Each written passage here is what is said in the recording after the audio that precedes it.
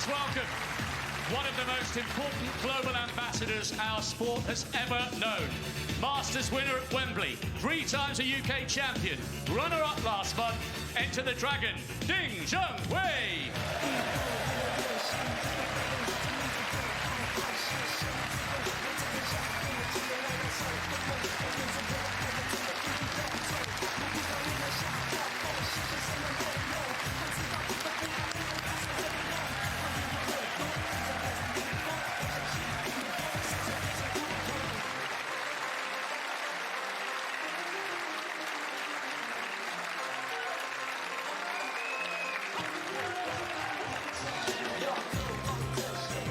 And now, to the greatest player of all time, the oldest and youngest UK champion there's ever been, record breaker, history maker, world #1, blink and you'll miss him, The Rock.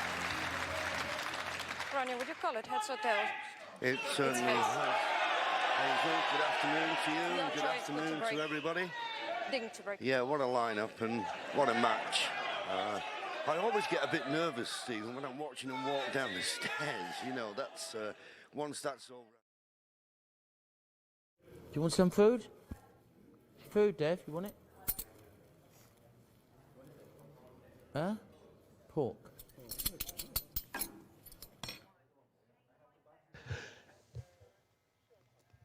It's friends reunited here at Alexandra Palace this afternoon. Ronnie O'Sullivan and Ding Junhui meeting in the Masters for a 6th time.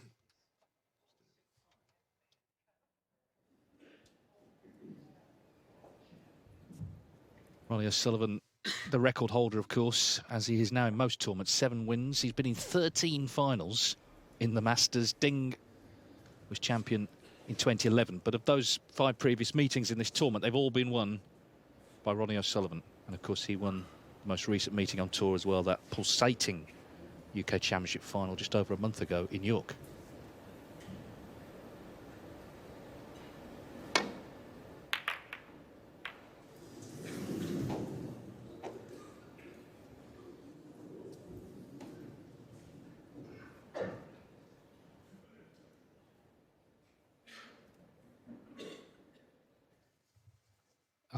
Noticeable big smile on Ding's face as he walked out. It's a big occasion this, it's a big challenge, but clearly now he's here.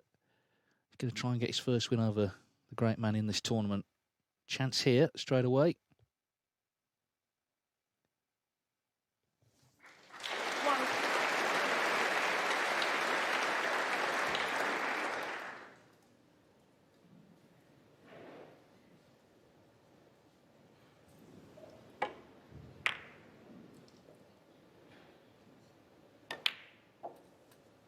Yes, and he's going to have to start well, isn't he? For sure. I mean, whatever the length of match, I guess, whether it be a best of 35 you might be involved in, you need to start well. But I think just to ease into a match like this, after such ovations for O'Sullivan, you need to get in early. And either silence the crowd or perhaps get them in your corner a little bit against the great man there.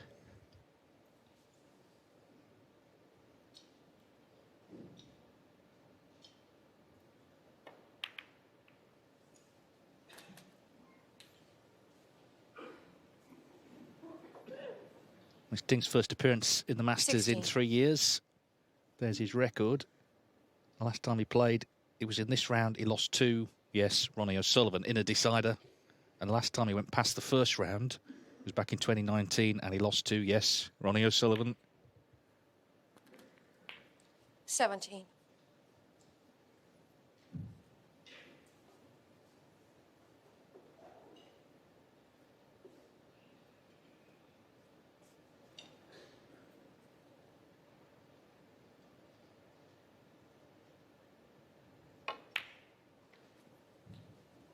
Well, the red in the middle of those will pop to the right corner, as you can see, comfortably. And he wants a straightish angle on it if he can get through to the black to the opposite side.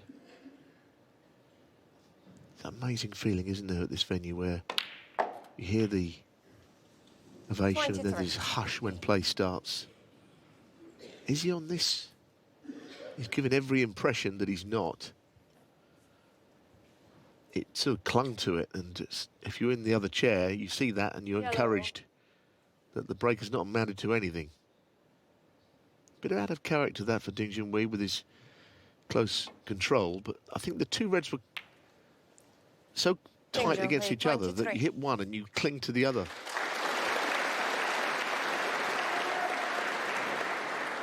So it hasn't really hurt O'Sullivan in that little contribution.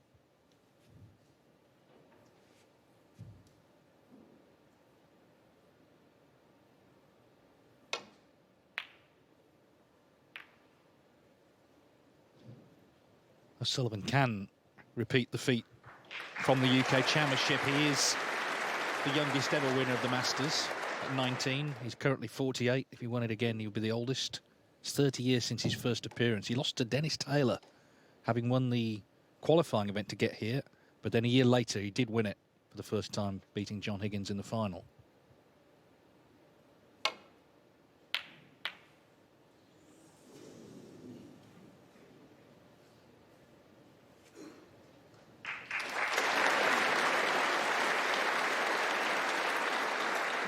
Nice safety shot, that. I mean, I don't think that the fear factor plays a part. Yes, we know O'Sullivan's record against Ding is a very good one, but clearly just a better player than almost everybody else, isn't he? That's the problem. But I think if the opportunity came along for Ding to win it, he wouldn't sort of tighten up or anything, like other players I've seen do. It's just hard man to beat, isn't he, O'Sullivan? That's basically it. And we saw that 6-0 in the UK Championship of last season in favour of Ding, so that tells you he knows how to win. That's right. I mean, the head-to-head is 20 wins for O'Sullivan, 5 for Ding. But of those 5, one's been a final, one was at the Crucible, and 2 was in the UK Championship. So they're all high profile. The other one was in the Premier League, which is a one-table affair.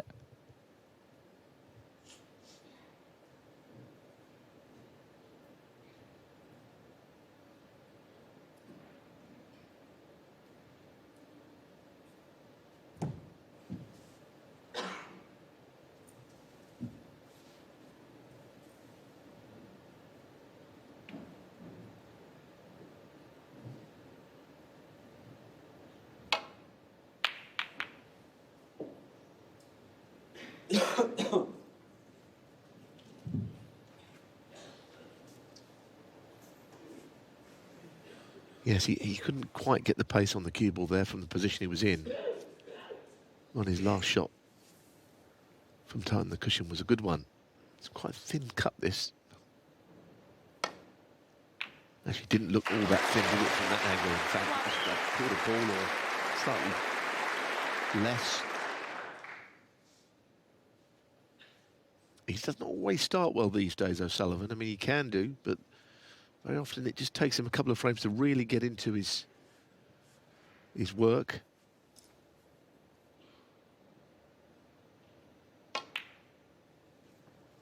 If he can kind of weather the first couple of frames, win them or not lose them both, he tends to crank things up a bit from there on. 6.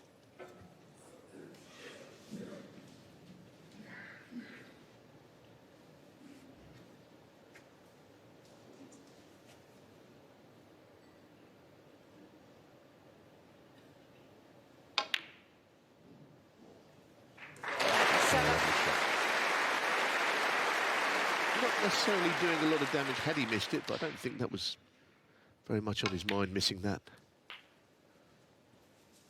The players have already said that the conditions are as you would expect 40. for the Masters. Beautiful, pristine. Table is responsive. 50. And all of those things will play into O'Sullivan's hands with his touch and control.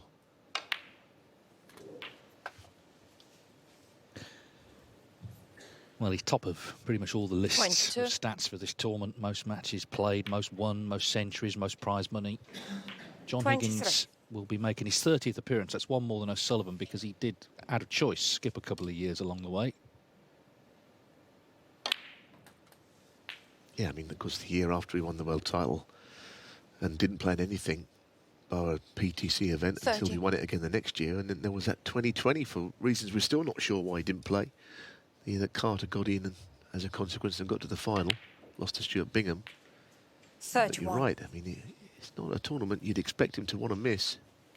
Yeah, and everyone's happy to see him here. Of course, the people who bought their tickets a year ago didn't know who they'd be watching. I'm sure they're delighted with this match. And there you can see all the numbers. Ronnie O'Sullivan, 13 finals he's been in this tournament. And he's only lost his first match 4 times. Last was back in 2011, the year Ding won the title.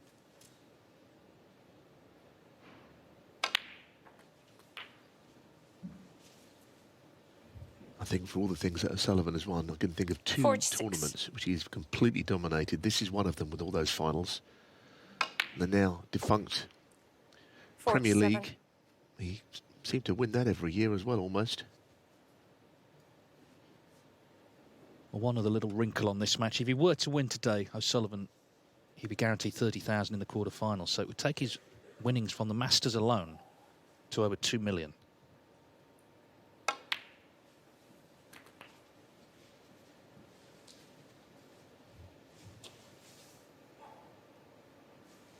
$53.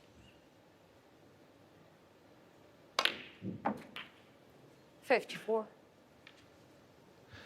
I read close to the left middle. It's a very narrow angle. If he's right behind it, he'd fancy potting it. But you've got to be right behind it. That'll do him. If he can run it in 60. and pot the blue, which is the most likely colour from a delicate shot like this, then Ding could tie the frame. Might 61. play the blue and try and take him down for the red, but if the blue goes in, as I say, tie is the only way back for Ding. I don't see that happening. 66.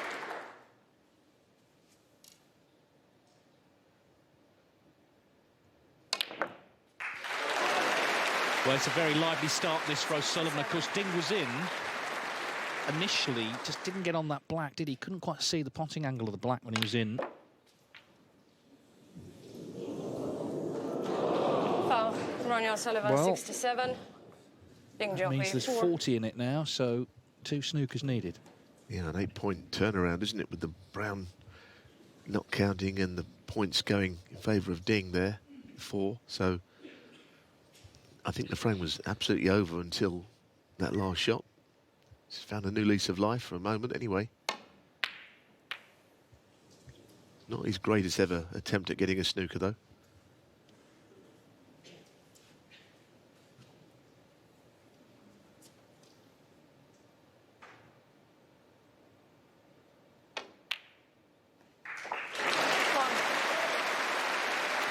Oh, he's looking sharp from the off here. It was a wonderful final they played in York. The finish from O'Sullivan, I was lucky enough to be in the arena commentating. It was just barnstorming the way he pulled away from 7 each. 8. Got to 8 UK titles. Can he do the same in this tournament? 11. Yeah, I mean, we can't say that he's going to win this week, but if he got to 8, then it makes you feel that the inevitable will happen at the Crucible 15. At some point, and he will get that 8th.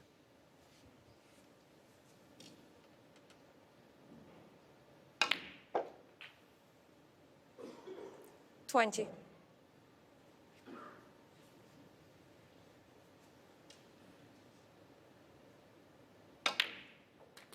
So Ding did have his chance early on. It didn't come to 26. much. Ronnie O'Sullivan made 67. And he's just mopping up here. O'Sullivan off and running. Listen to the roar from the Alexandra Palace crowd. 1-0 to the Rocket. Day 2 of the Masters off and running. Ronnie O'Sullivan leads Ding Junhui 1-0. The winner of this match plays either Neil Rob Hawkins. They're up tomorrow night. Of course, we already know Sean Murphy will play Jack Lazowski in the quarter afternoon, by the way, the winner of this match, and either Robertson or Hawkins. As I say, Ding did have that early opportunity in frame 2, but just lost position when he was looking good around the black spot. Unusual for him, really. And then The second let frame, O'Sullivan Ronnie in O'Sullivan, later on from a poor safety.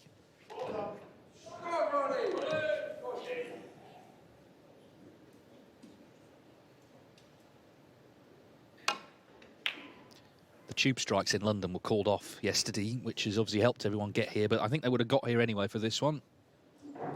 It's an absolute sellout all week. This is true. When Ding won at Wembley Arena in 2011, they sold around about 7,000 tickets for that tournament. This week, they've sold 30,000. So this Alexandra Palace and everything that's happened in snooker since, you know, it really has become a great home for the event, and there's a buzz around snooker again. You know, the figures are up for the last couple of tournaments, ticket sales are up in general, and we already had, of course, a very interesting opening day yesterday with not a seat to be had.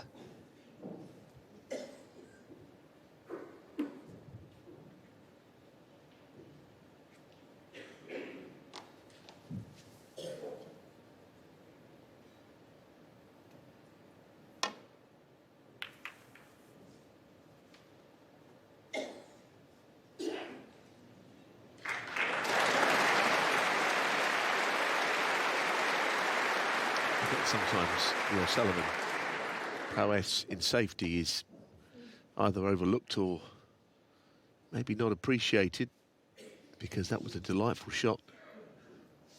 And quite frankly, when he is right, he has got everything. You know, he's got all the attributes you need. Not only the charisma and the break building and all of that and style, but you know, his defensive game, when he wants to use it, he's as good as anybody's. I think the Ray Reardon years, when the great man helped O'Sullivan helps, has made a difference. He just glanced the edge of that.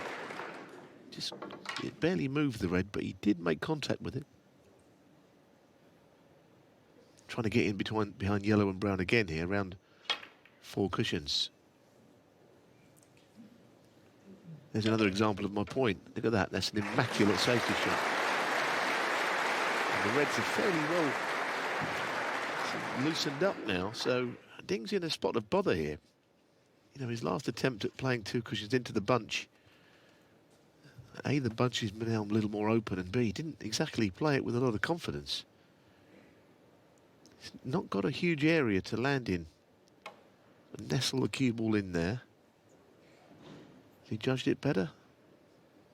He has.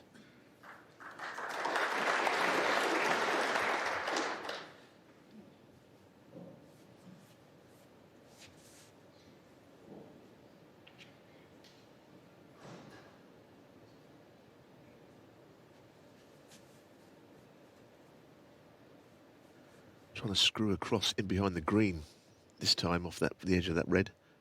I think it's an aspect of the game which, if you're new to it and you're trying to learn, you may just think, well, just putting the ball down the other end. But there's a lot more in safety than that. That's where someone like Mark Selby has made a career out of making every shot count, whether it be safety or attack. Well, both the referee and Ding have been trying to get some sort of fly or something off the table with mixed success. Ding's got enough to worry about at the moment without that. If only swatting away Ronnie O'Sullivan was so simple. Well, he might be forced into having a dart at this long red. It's not necessarily his great strength. Not like his close control.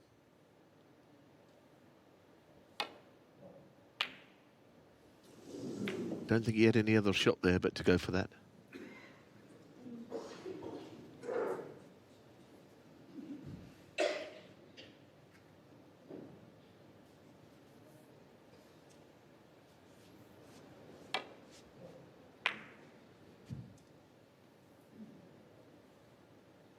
It's got a red to left middle. It's fairly acute, the angle, and you know, if he was playing onto the black, it would be quite a difficult shot.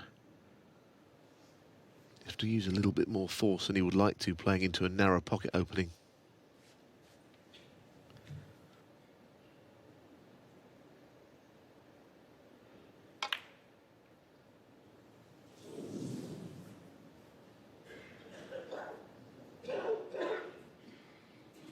One thing that does link them, they both played at a very young age for the first time here. O'Sullivan was 17, Ding was just 16 when he got a wild card in 2004.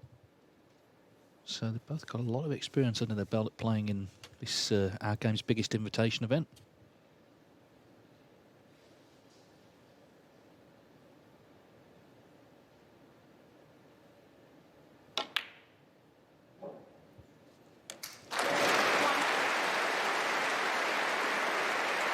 Very good shot. And also nicely on the blue.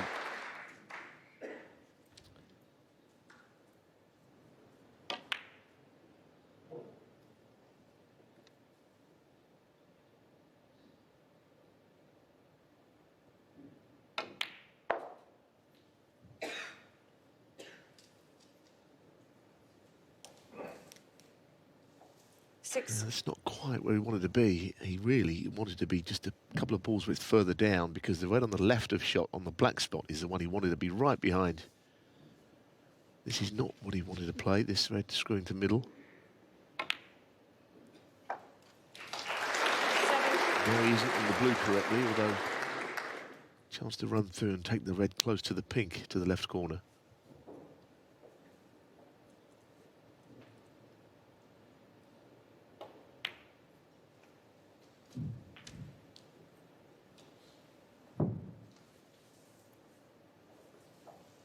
Twelve.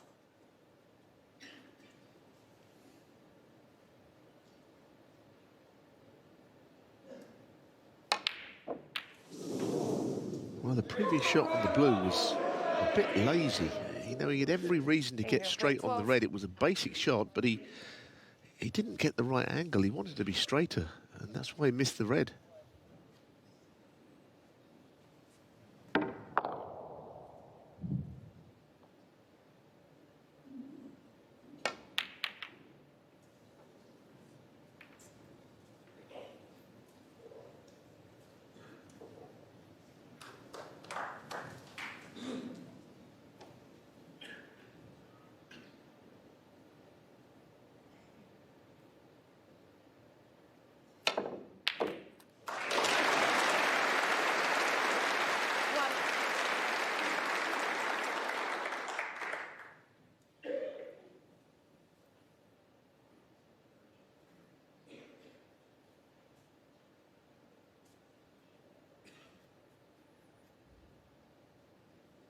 Well, it looks like a fairly inviting table, but from cue ball at the bulk end, getting behind the red is not that easy.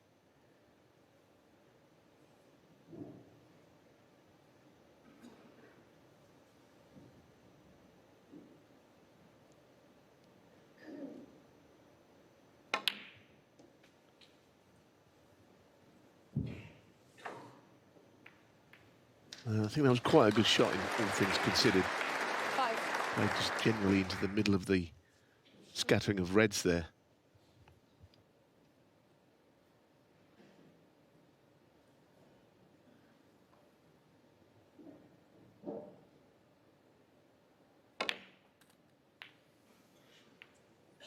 Six.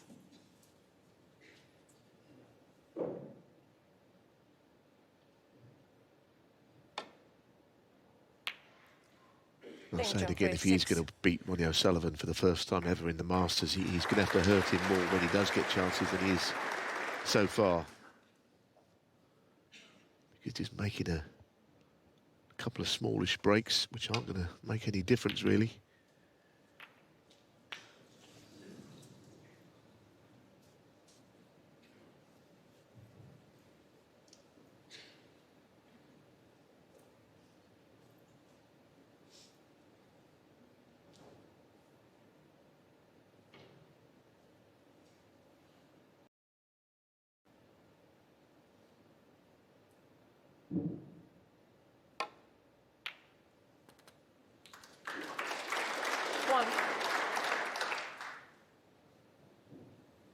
Yeah, it's a bit of a funny table, isn't it? Black and pink, not great. The blue's now off its spot as well. Needs to get things out in the open soon.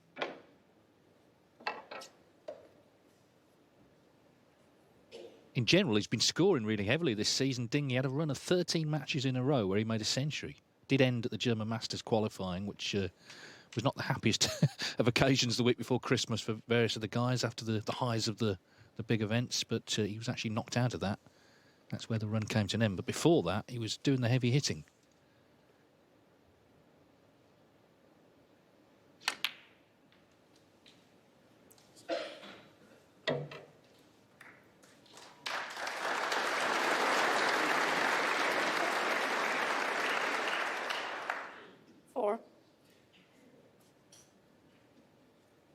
Well, Dave mentioned the high-value colours not being in play, but in putting the red on the end of the bunch, he'll certainly be moving the pink from where it is now.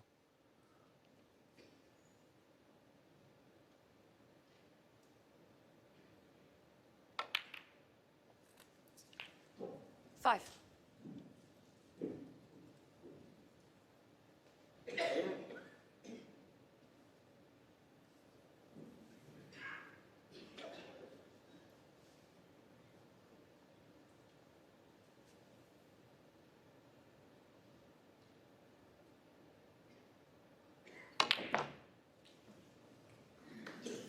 Well, look at this for an effort. This cue ball, has it got enough pace on it?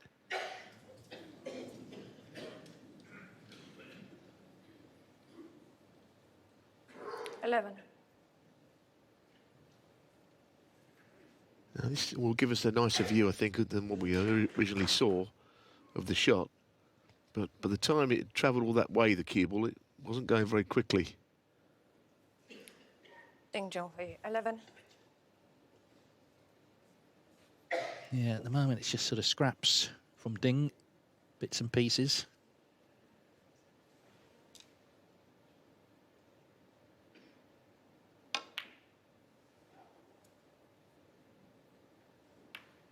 I think their sort of relationship, it was cemented at that 2007 final, which was pretty hostile. Ding was only young, he was only 19, was heavily beaten.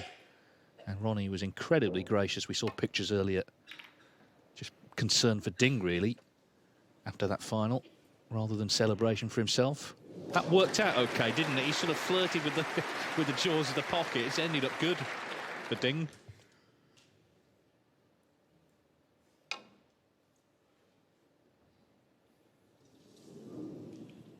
Foul. Anonymous. Ding Junhui. 4. I don't need for Ding to even leave his chair because he clearly was having that put back straight away. Looking at the two-cushion glance off the right-hand red. And, of course, you can easily get these wrong. You make the adjustment to try and catch the thin edge, and if you overcompensate, you just crash into the bunch. Let's go the other route this time. They got very close that time. Foul. I think he might Anonymous. persist with that route Ding Junhui. 4. if he has it put back, which I'm sure he will. This was very close.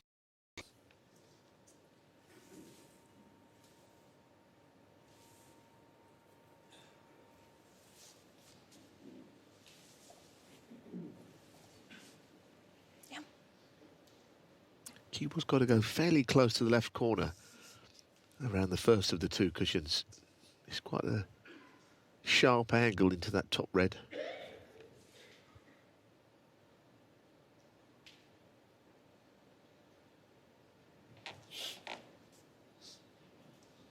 Now looking at maybe a third route onto the bunch. I thought that last shot was worth a second go at, I would believe.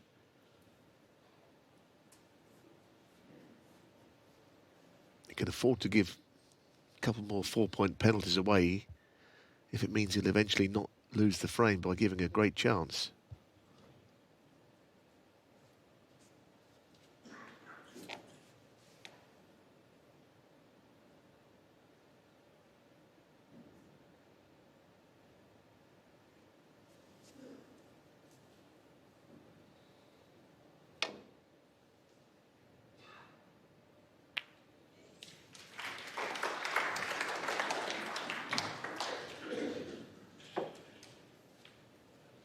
Contact made, and actually it's not worked out too badly.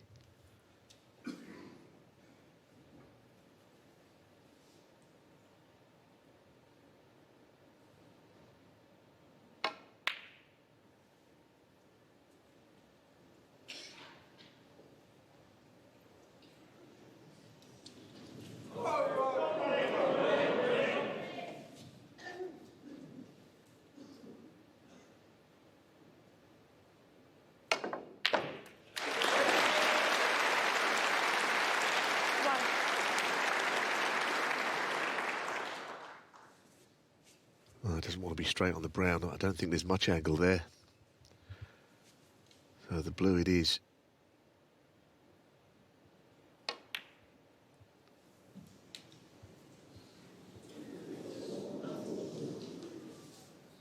Unless that's the plant at 6. the end of break. Maybe it is. I'm not sure he played on it. It's kind of drawn out frame, isn't it? We're going over 15 minutes. Not the kind of frame that really suits either player. Right now, Sullivan 6.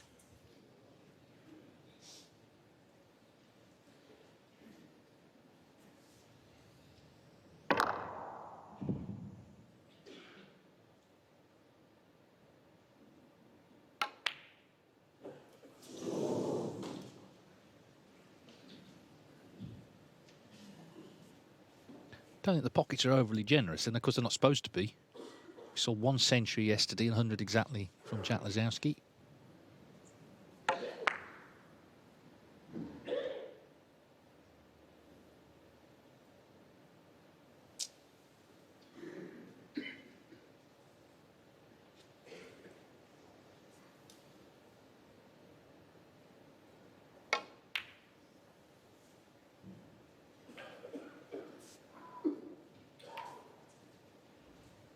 Yes, sort of the bet that crops up every year of a century in every match has already been scuppered, hasn't it, after yesterday?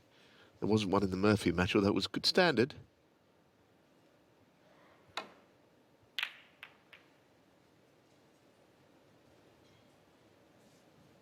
think sometimes you can have a very good match. It's not all about, you know, huge breaks all the way through it. It's just some of the dramas that make it more interesting. Yeah, and frames like this are very significant because it's about focus and concentration and effort, and of course whoever loses it, it's a big blow really in the end. And that's a blow for Ding. O'Sullivan knocking in the long red.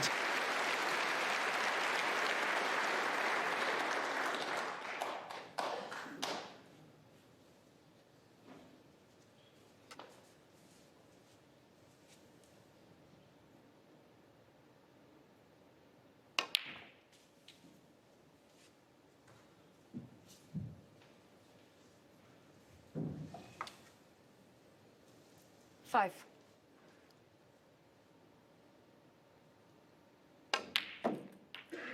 Six. He's only actually lost 3 matches all season, hasn't he? Twice to Zhang Anda and once to Liu Haishan because he withdrew from a few of the other events.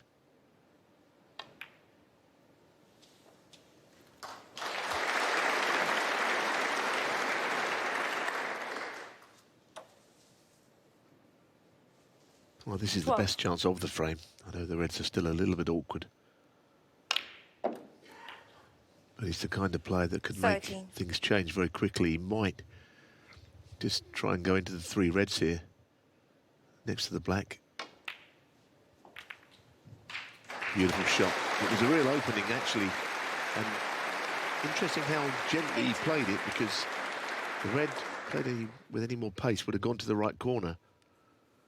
It wasn't really a shot where he had to hit it hard.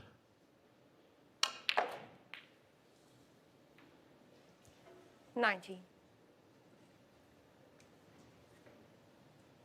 You feel like he's one good positional shot on this blue from getting the frame one. Get behind a red. Oh, that'll hurt him. He'll be pretty disgusted with that. Crashing into a bulk colour is not what he was hoping for. Good recovery. 25.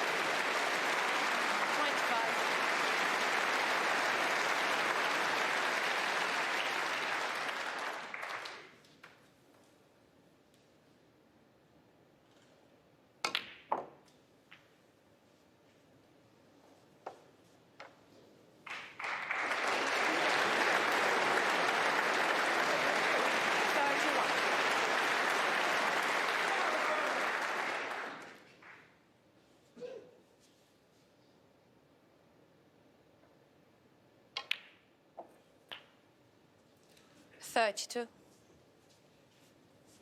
Again, he'll be disappointed there because the cue ball's got to go all around the angles from the pink to get down for a red. I don't think he can avoid it. And again, there is always a chance of hitting a colour on the way round.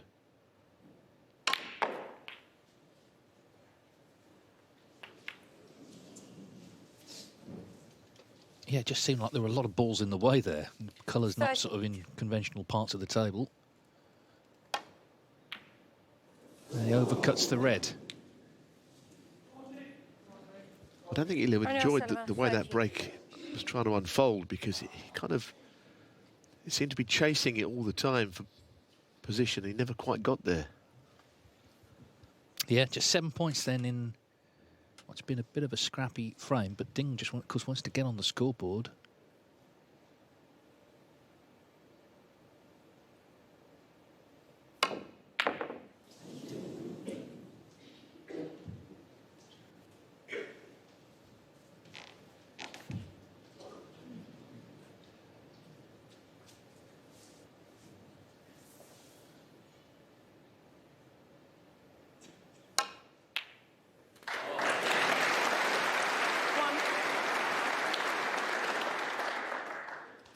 Well, even though the red's going to be difficult to land in behind, you know, with the black away from his spot, even red to its next colour will be difficult. Played it well, but he does not want to be straight here. It doesn't leave him much to go at. Still some mileage in this frame, unless O'Sullivan plays a good shot here.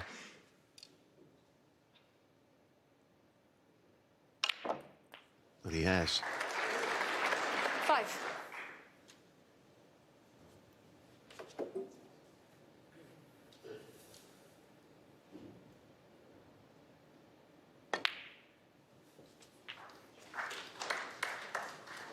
Yes, so check of the scores, 17 in front. 10. Yellow, green and brown for 2-0. 12.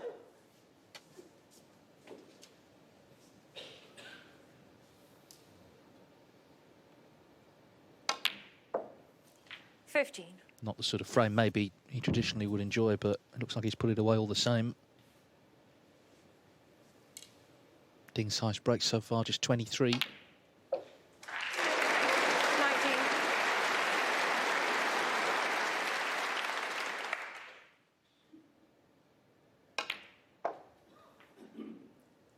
24.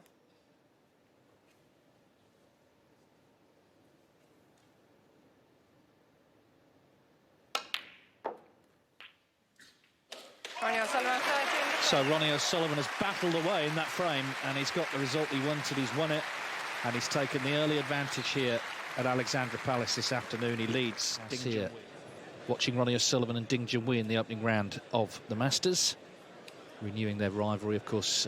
Latest chapter after that wonderful UK final just over a month ago in York. Reminder, it's 5-0 in this tournament to O'Sullivan. The most meetings, by the way, between two players in the Masters, 7. Stephen Hendry and Jimmy White. Two old rivals, of course, played recently, didn't they, in a seniors event again. So Sullivan, as I say, battled away in that frame, and he got the result, 2-0. Without really any fireworks yet, he's playing pretty sharply.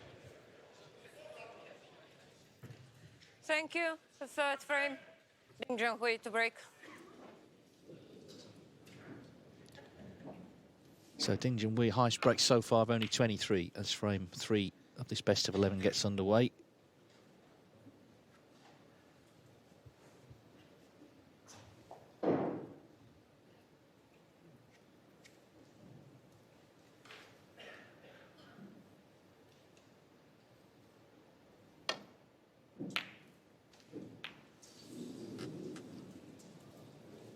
Well, that was a somewhat rare safety error, because you know that you're going to go close to that right-hand red, but there's usually ways to avoid it.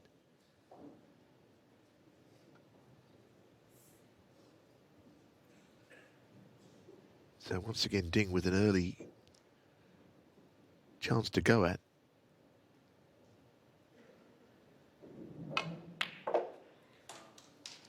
One. You have to start making more of these opportunities when they come. I know the black's tied up, but it's still a chance to get some points away.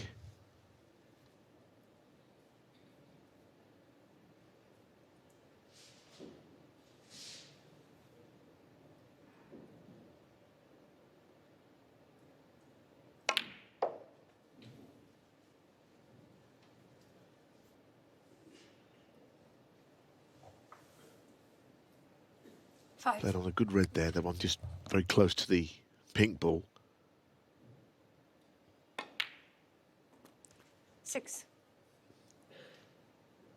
So an insect who's doing the rounds seems to be a lot of the time when Ding's at the table. Very unfortunate.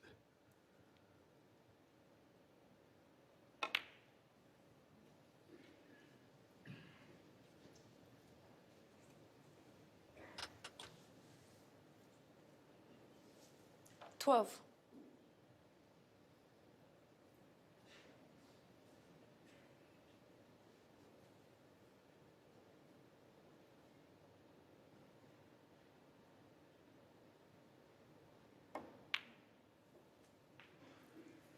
$13. I think all snooker fans agree it's good to see Ding playing well again. He's a player who's won a lot of tournaments, 14 ranking events. He's won this Masters as well, of course, but at times also has just gone a little bit AWOL. But that UK Championship propelled him back into the top 16. Made sure he was in this event as well.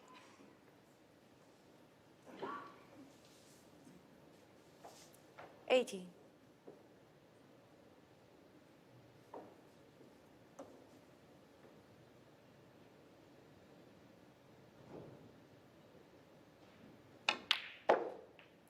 $19.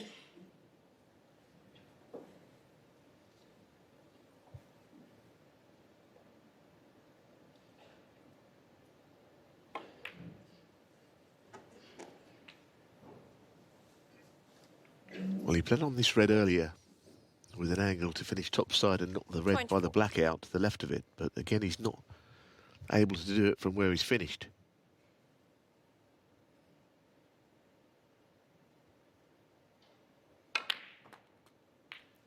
$25.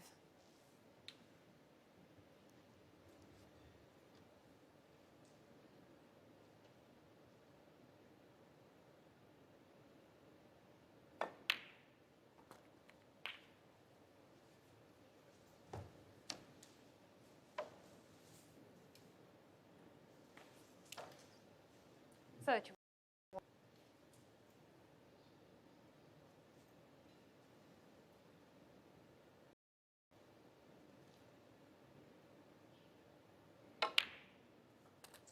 $32.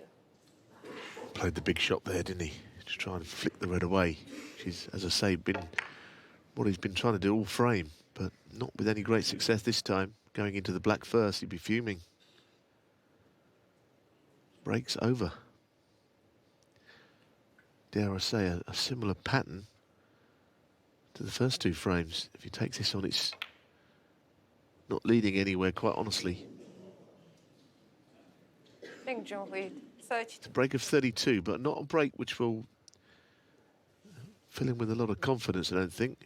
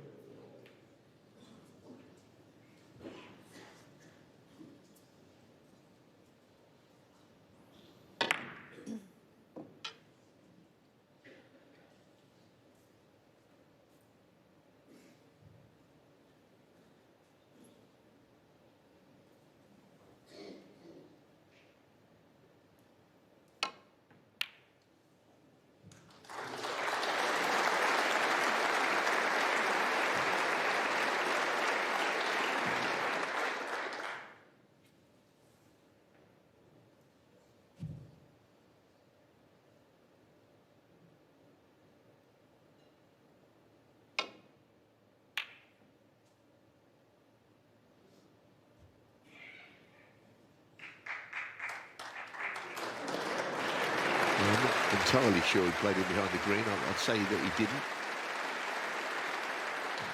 He played to the bolt cushion as much as anything else.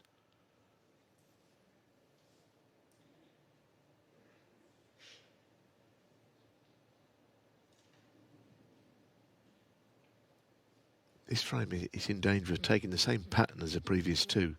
Ding getting in, not doing an awful lot. And O'Sullivan just picking up the pieces. That's what happened in the frames 1 and 2. Good shot though there.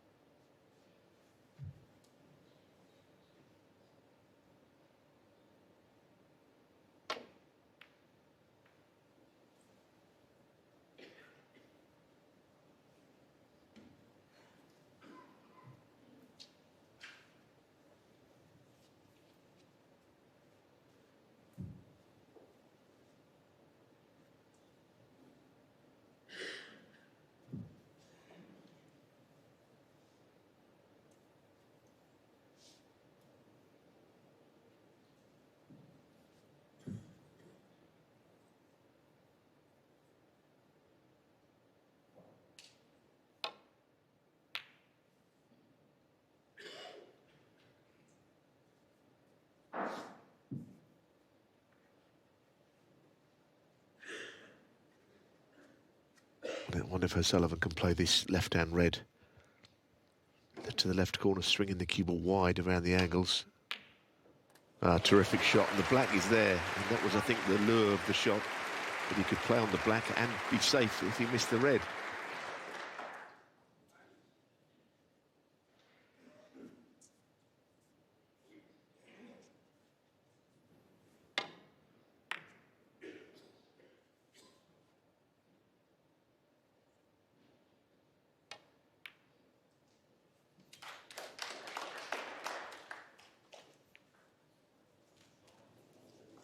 He doesn't want that back. That's a kiss and a half.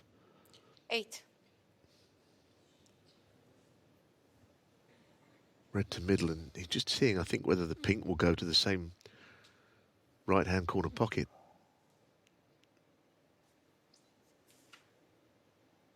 Quite tight one. He's having a double check. Does it go? My feelings are that it will go, especially if he's right behind it.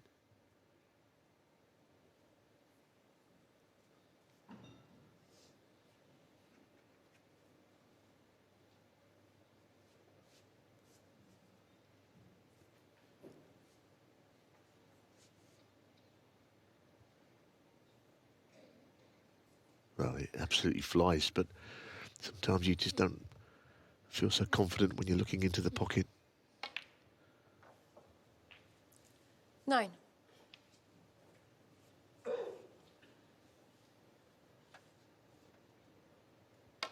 Yeah. Get a bust through there, I think, because he got nowhere near hitting the red.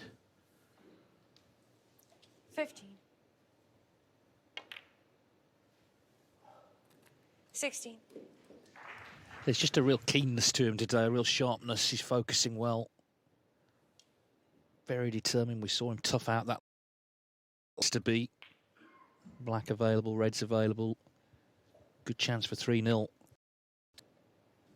Another frame where Ding has been in, but just didn't make enough.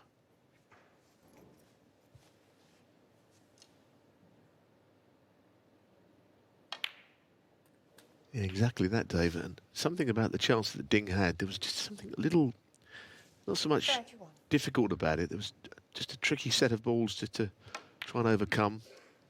Not the 32. golden chance which he loves. Like all players do, I suppose. But O'Sullivan, he got him with a long red, and he's already 7 from 8 at long range. 39. And some of them have been pretty telling long pots. 40.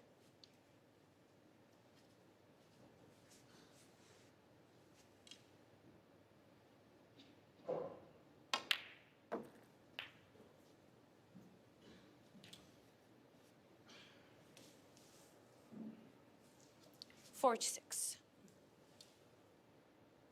Well, he needs all 3 reds. Now he's brought the only relatively safe one into a very unsafe place.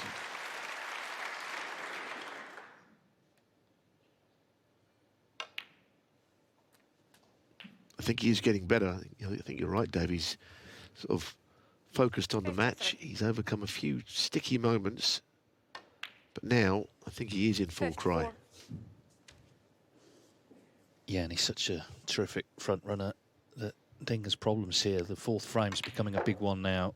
He's got to get involved in this match soon, otherwise, in about an hour's time, it could be over. 59.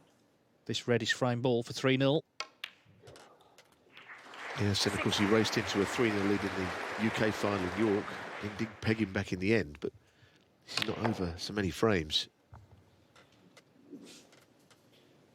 That final went to 7-all at one point before O'Sullivan pulled away again.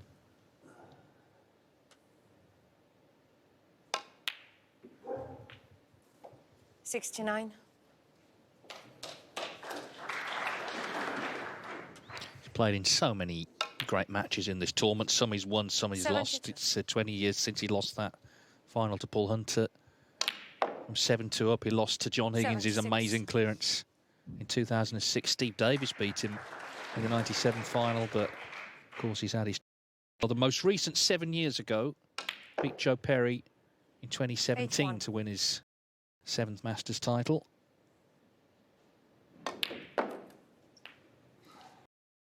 $87. 87 then, the highest break of the match so far. Ronnie O'Sullivan at the moment in full control of the match, halfway towards a place in the quarterfinals.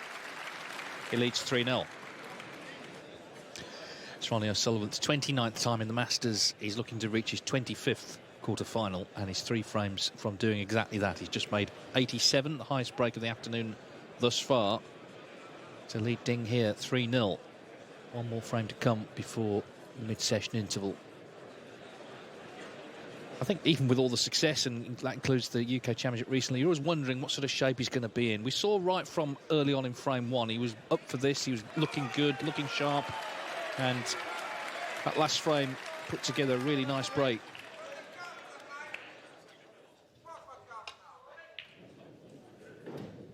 He was saying, wasn't he, you know, he wasn't a fan of the sort of rowdy atmosphere, but what he meant by that was, and he actually clarified this, that he feels sometimes a bit sort of intimidated to perform. You know, a lot of people coming here today will say, we're going to see Ronnie, he's going to play great. You can't just summon it up, you know, from anywhere. It's a really hard game.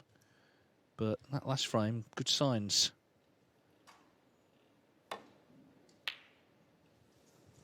I think he's also done what all these experienced players do. He's picked up some pretty unsure vibes from Ding Junhui. You know, we saw Luca Brissell, definitely his body language was poor yesterday, the world champion. It's not quite like that.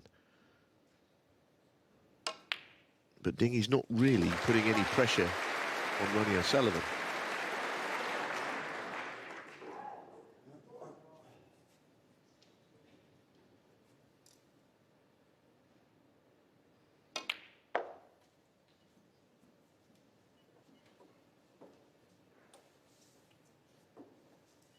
$6.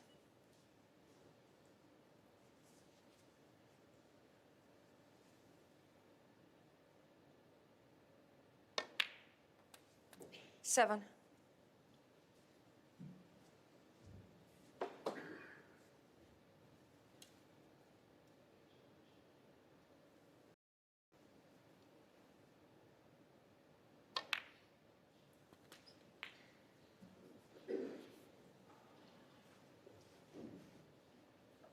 $14.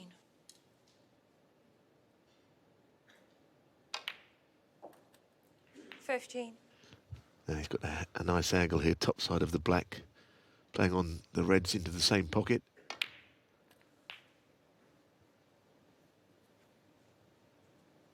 And as he's not got perfectly, he looks at the red up into the yellow pocket, which he could play. Or he could top through the bunch. It's a choice. Now he's playing this red.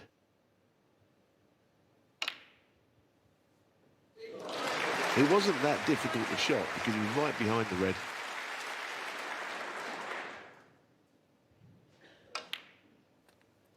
I think it's worrying signs for Ding Junhui and his legion of support around the world, because 30. he's not playing well enough And O'Sullivan is starting to play particularly well. He's just really cranking it up.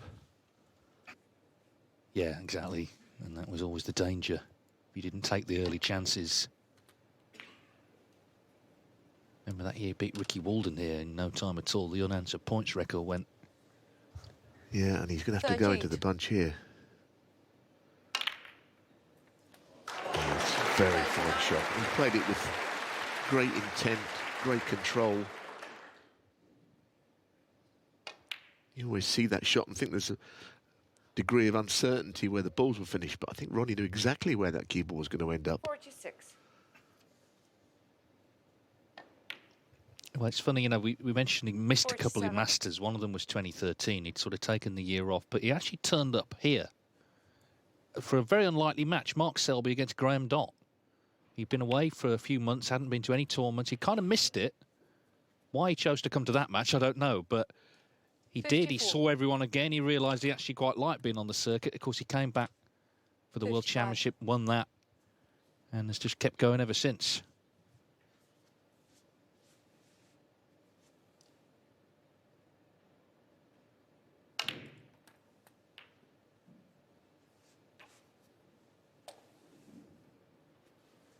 $62.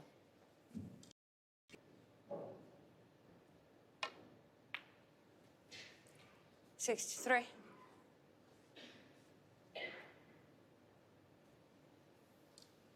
So this frame has been going 4 minutes and is nearly over.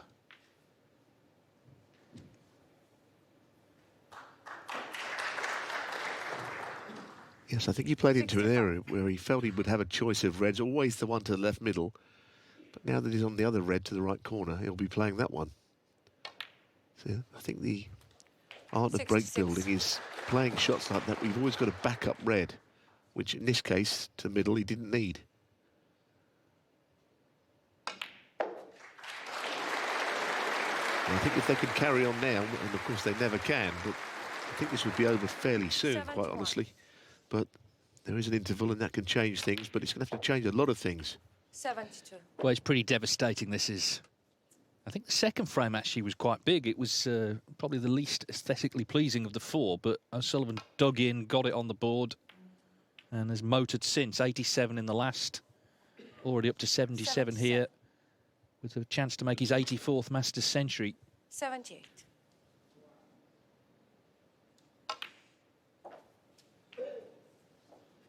And this is the way from 7 each in that UK final. He 84. sort of clicked into gear, just unleashed 3 big breaks to win it. 85. This break has been reminiscent of a lot of the breaks he made early in his career, where he's just running around the table, 90. just pointing his cue, the general direction, see 91. ball, pop ball, basically, and he's almost rolling back the years with it, I think, here. It's a lovely break, fluent, and pretty brilliant, actually. Look at this. On the red with a chance to 90. screw it in onto his colour. Fabulous stuff, this. 99. Yes, this black for Masters century, 84. And you just know there's going to be many more. This is what they came to see, 106. and Ronnie O'Sullivan has duly delivered. The break ends at 106. That frame was 6.5 minutes, and it leaves Ronnie O'Sullivan 2 frames from a place in the quarterfinals, and Ding Junhui has got it all to do when they come back in 15 minutes' time. He's not scored at all himself, and it's Ronnie O'Sullivan leading at the interval by 4 frames to 0.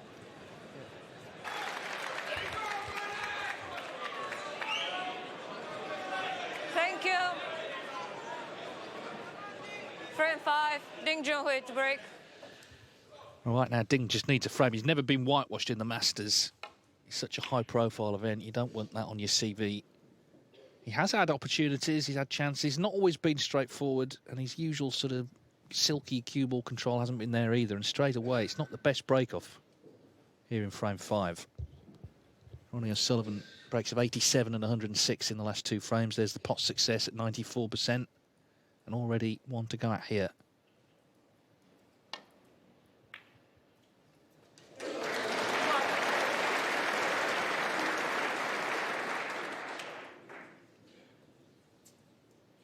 You're just watching that cue ball, just sort of willing it to hold up. It's just run on a bit.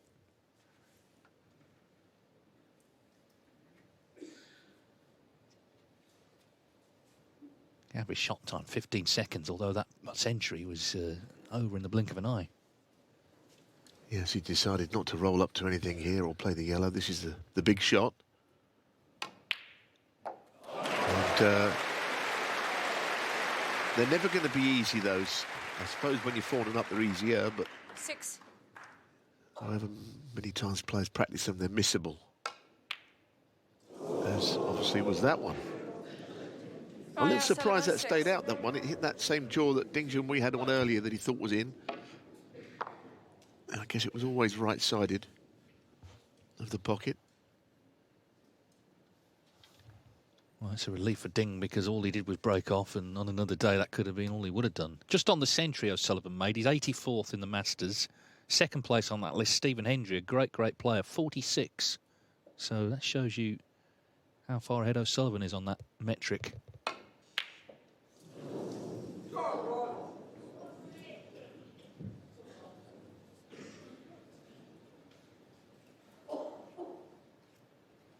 I think a lot of things will have to change from the mid-session interval onwards for the match to be turned around.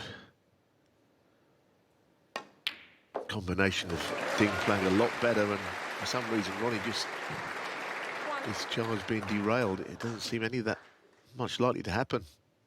You never know in snooker, of course. And Ronnie's concentration, maybe at 4-0 up, it mightn't be quite as fixed as it would be.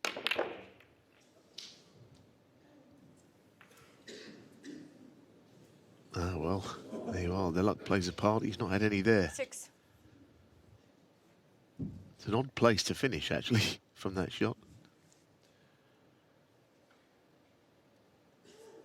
Now, what's he spotted here? Can he get to one of the reds?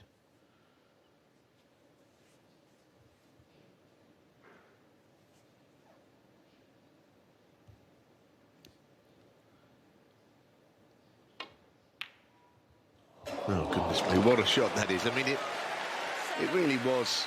He could only just get to it. He knew that he could drop it in, and the pink was waiting for him. But as far as cueing, it's a beautiful shot to middle. The break appeared to be over, didn't it? Really did.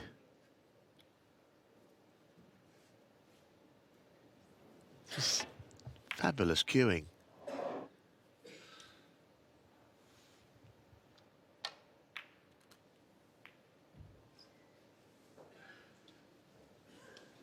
Yeah, and now, what a chance to get going again. 30.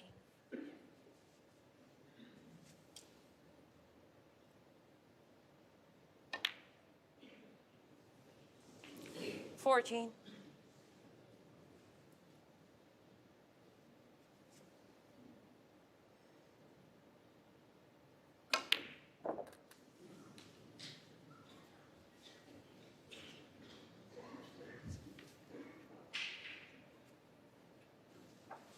20.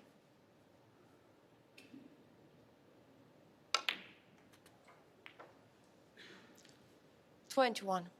Well, I don't think he'd be too concerned with the black being tied up because there's so many other scoring balls here. Red's all strewn around the middle of the table. So, question of how many he makes 26. without the use of the black.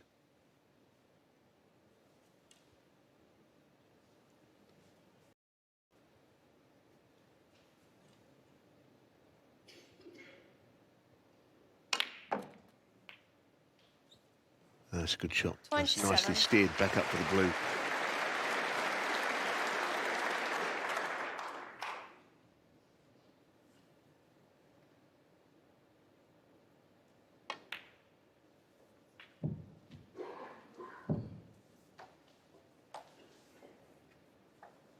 $32.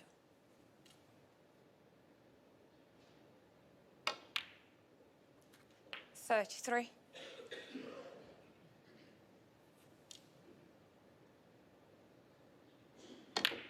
Yeah, that's what I was saying about most centuries, you know, and 46 is plenty, but 84, my word, he's a long way ahead of everyone else.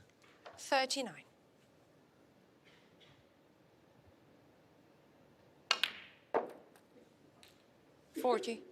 Yeah, I mean, records like that, it's hard to know how that could be broken. First of all, Sullivan is still playing, and anyone that would get to more would have to be playing for a long time at the highest level. So I think we can put that one away for the foreseeable. 45. Just feel like he's just freestyling it a bit here. He's not playing with that sort of precision in his game. He's just putting his cue through the ball. I think he's not been put under any pressure, and he doesn't appear to be under any, quite honestly.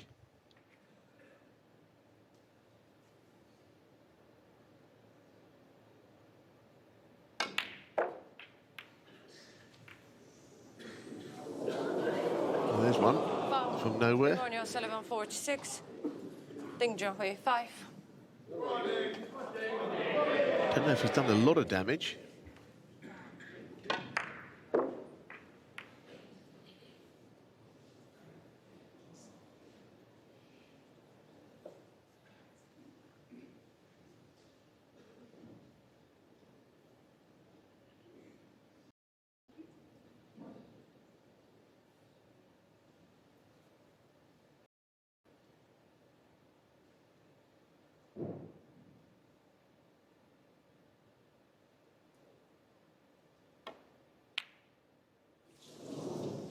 Yeah, I mean, that's the problem. Where do you start there? I was thinking about it.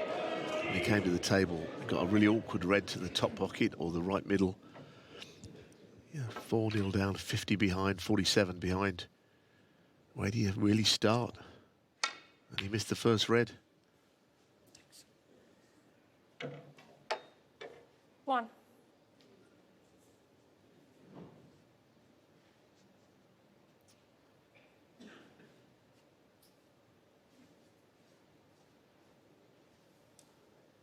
Just needs another red. If he takes the pink and lands on the red, I think that'll be another frame gone.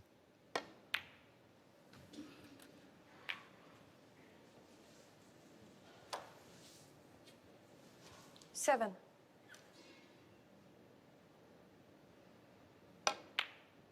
Wow. Ronnie O'Sullivan, 7. Miss of huge proportions.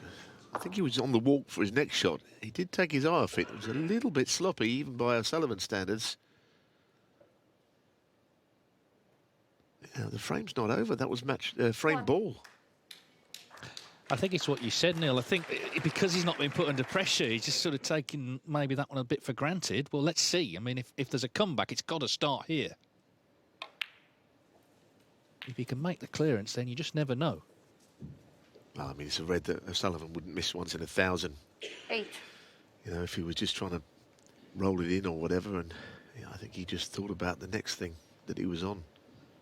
But ultimately, you know, it was a frame ball. 9. And that cannot be denied. So he hadn't really any right to miss it.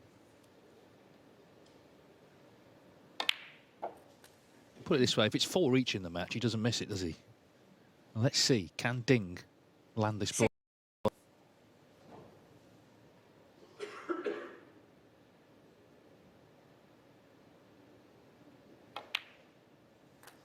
17. Well, he's one positional shot away from becoming favoured in the frame. If he can land him behind the red, that'll be the case.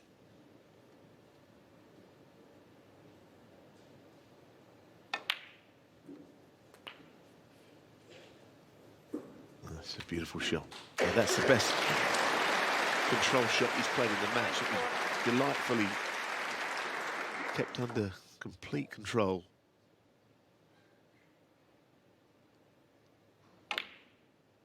Well, I don't think anyone could have seen this coming, not from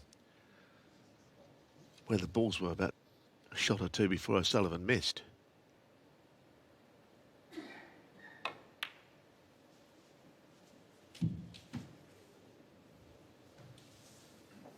No, I mean the frame, and indeed the 29. match was sort of petering out, so it seemed. 31. You get a big cheer if he can clear these, because he's a very popular player, and also the crowd here, they want to see a match.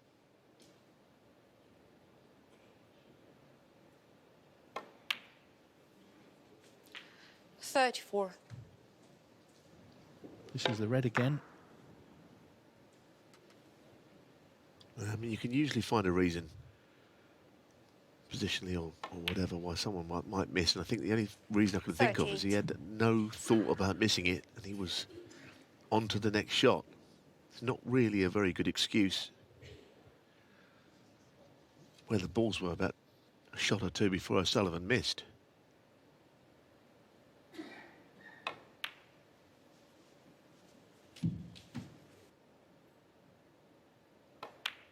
As it is, Junhui has made the clearance, and he's not out of this yet. He won't be whitewashed, and who knows, that could be the start of the comeback. A big moment. Ding clears to trail 4-1.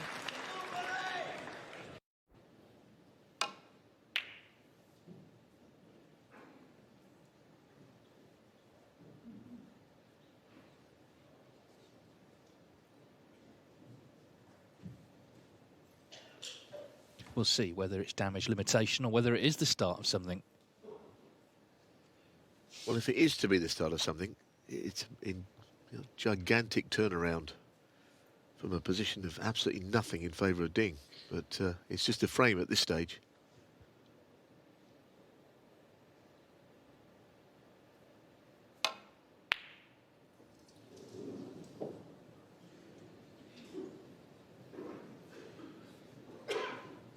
Now, if there's a lesson, even for the great man O'Sullivan, the best player we've ever seen pick up a cue, if there's a lesson, it's still not to get ahead of yourself. And, the game is never so simple that you can just do that. And I think he did there.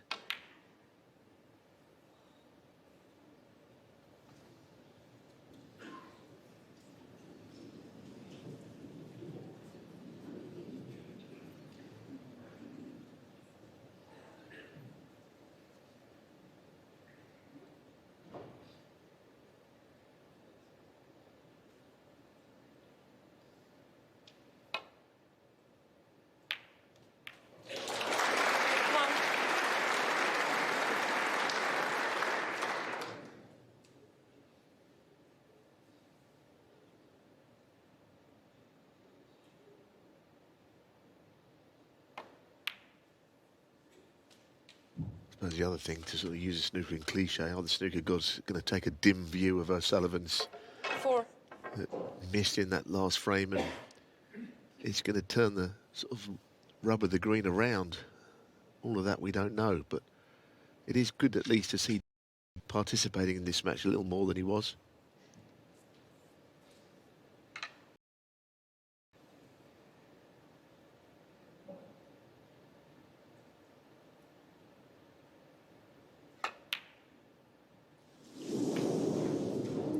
Thank you. 5.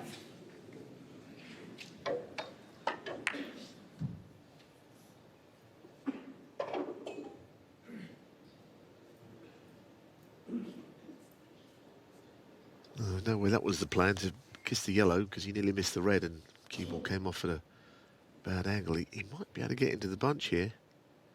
He's playing top of the board. I don't think he is.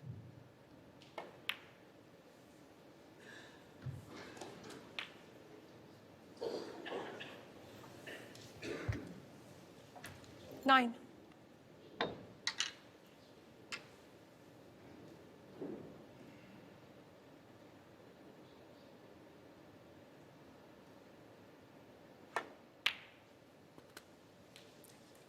Ten. None of these are going in cleanly. Doesn't matter because they're going in, but he's just a little bit jumpy at the moment still, Ding.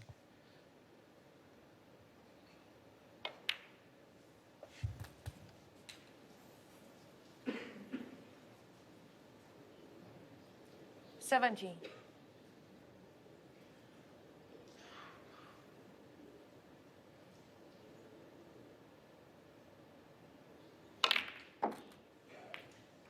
$18. decent shot, but he just ever so slightly lost the cue ball here. Rolling the black in. He might... I mean, he's looked across at the pink. It looks a difficult pot to me. Can't believe he wouldn't take the black on. Yeah. Just got to get a little cannon, I think, on a red.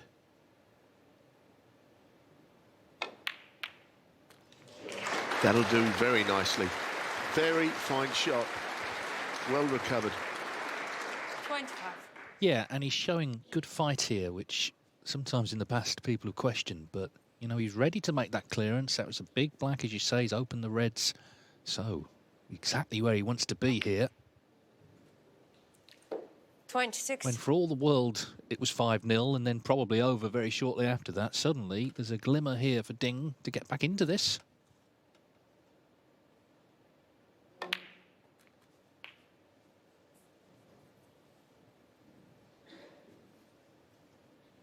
$33.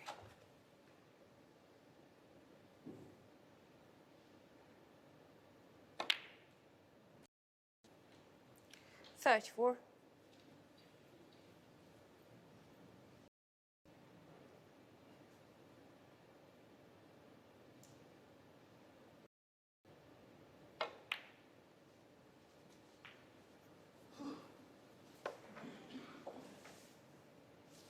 39.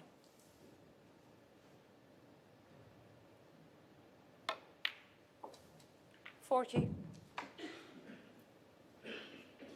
It was billed as a potential classic, you know, the match of the round. It might end up being it, but at no point in the early exchanges did it appear to be anything like that. Ding wasn't really playing, he was getting in frames, 45. but not punishing O'Sullivan at all.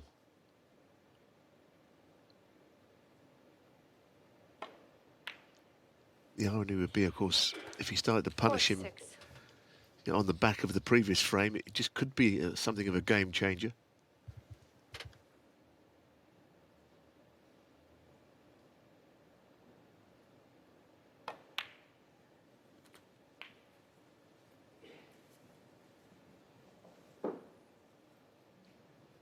$53.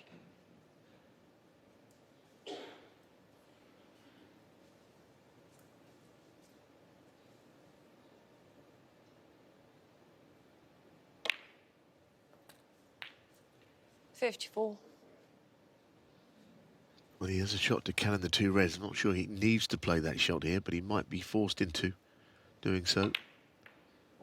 Yeah, I mean, I guess something could have gone wrong, but for all the world, it appears he's won this frame. Red colour, and he has. 60. Two reds means O'Sullivan won't even come out of his chair.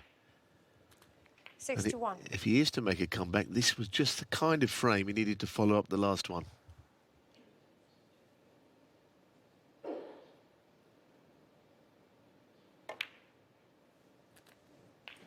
Yeah, he made the clearance and then he wins a frame in one visit.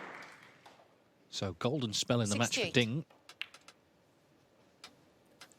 69. Of course, he has done one thing Ronnie O'Sullivan hasn't, and that's to make a maximum in the Masters. That was back in 2007.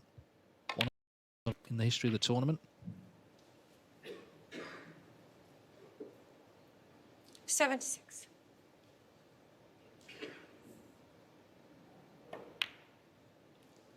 77.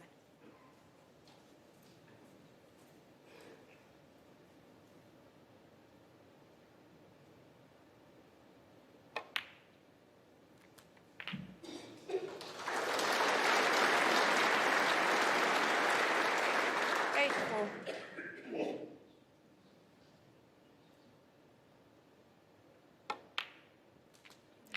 85. It's been a beautiful break, has to be said. He's played lovely shots. There was one recovery where he screwed off the bunch, got low on the black and played a lovely cannon to hold. 92. Well, he's not on the red now. Little swerve. It's a pity he never made a century from there, but he's won the frame comfortably. Yeah, he was scratching around, wasn't he, for scraps. Suddenly it's a feast of scoring from Ding. 92. Right back in it now, trailing 4-2.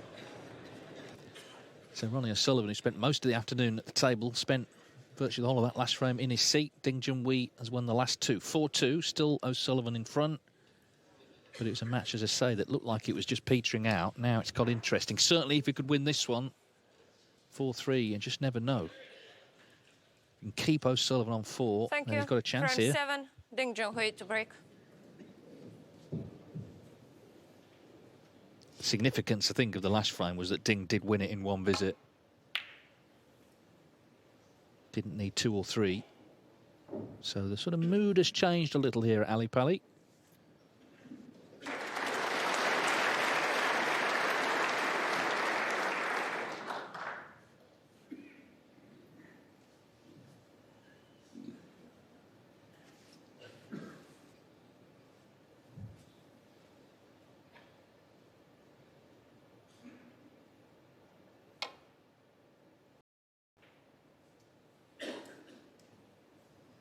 Yeah, I mean, I think the next frame becomes... I know we always talk about frames being important, but if Ding just gets within 1, I mean, how could you have seen that coming?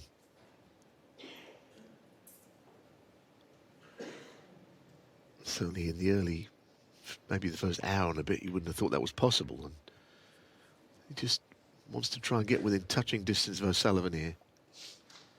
And if he's not scoring, he's just got to play defensive shots like that last one and see if O'Sullivan tries to force the issue, leaves him chances. O'Sullivan is no different to anyone else. He knows he absolutely should have been 5-0 up.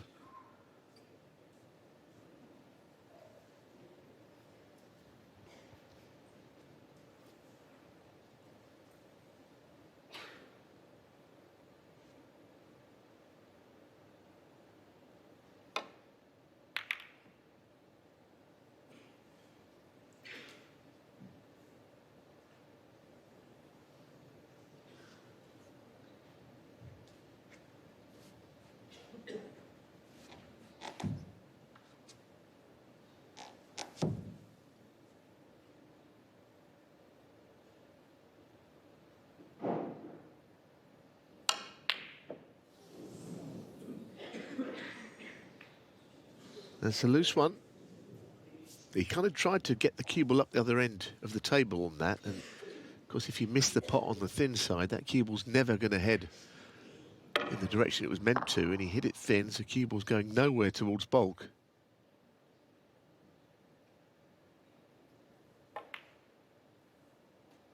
Now then, here's a Ding Junhui opportunity, and over the years he's made a series of big breaks from positions like this. Yes, he's playing the greatest break build of all time, but he's pretty masterful around the black spot himself. He really is. You speak to players, they always say they love just watching Ding in this sort of position. Maybe not when they're playing him so much, but when they're watching. 9.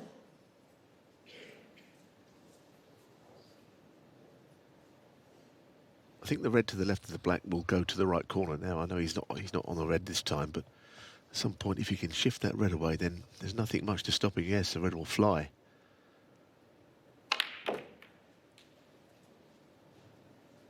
Put in a little quick one there, though, didn't he? That wasn't his smoothest strike. 16.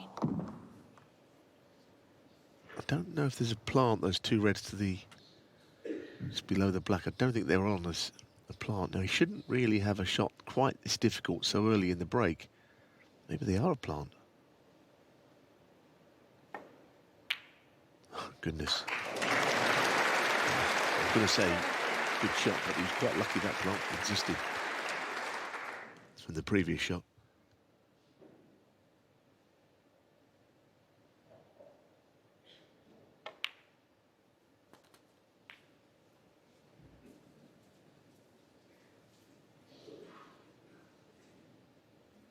$24.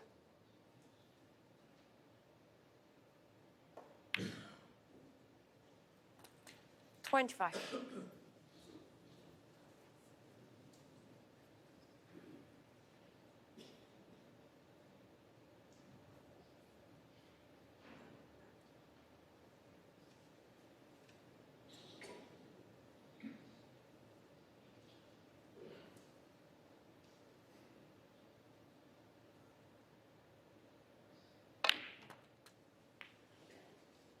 Well, he's still on blacks, and you've got to say they are sitting nice here.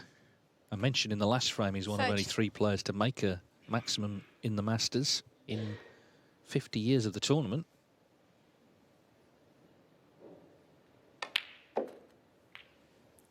$33.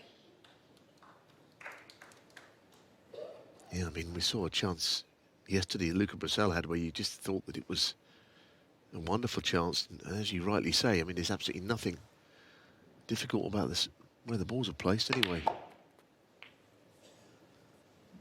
Ding's shot, he's a little bit rushed at the moment. I know he's in and he could make a big break, 40. but it's a little bit of rushed about his backswing and follow through. That one was nicer than some of the previous. 41.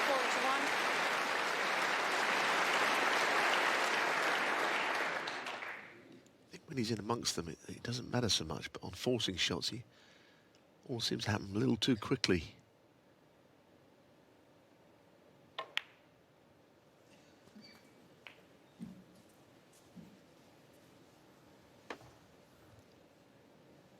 $48.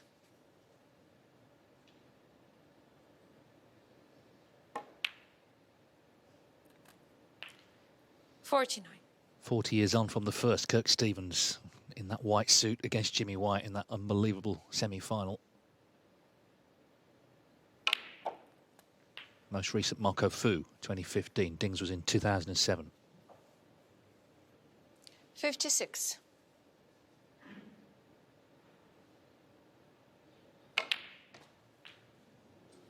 $57.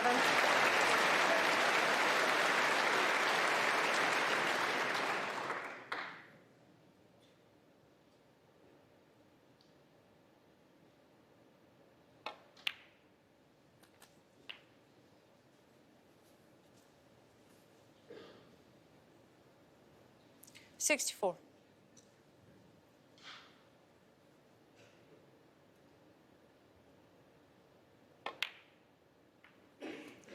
$65. Yes, and he didn't push that red in front of the other one, which was significant.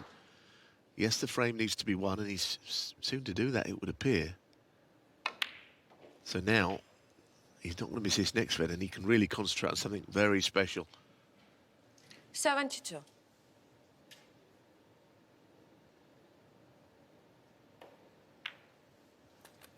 Well, now that miss from 73. O'Sullivan in frame 5 really does feel big, doesn't it? Suddenly it's all Ding.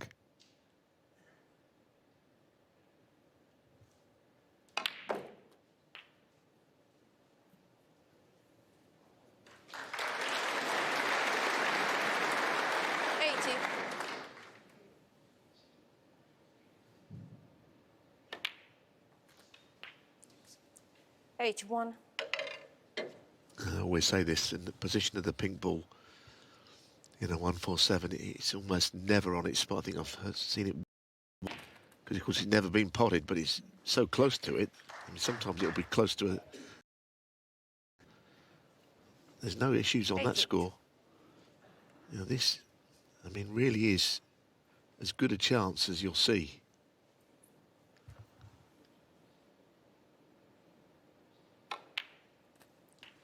$89. He's made 6 in his career, 6 maximums.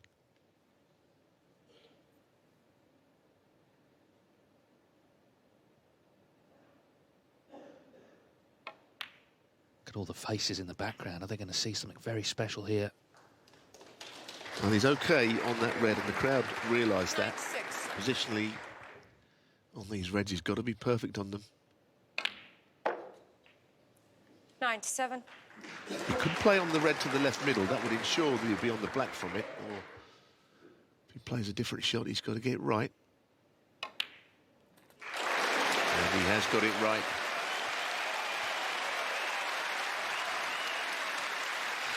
There's the century, but they're all willing him on for more.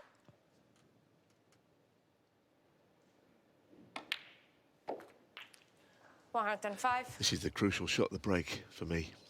Getting on the red at the correct angle to take another black with it.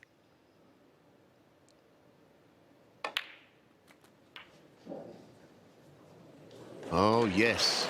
Yes, indeed. Now it's on 8 more pots for a moment of history.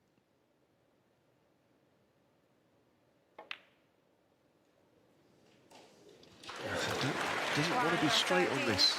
I think he is straight. That means he's got to get that cue ball back off the cushion. Trace of right-hand reverse side. It's a little pacey, but not too bad. Not too good either, I suppose. Well, they're all nervous. We're nervous. How's he feeling? I think he's just got to drop this in and it could go wrong.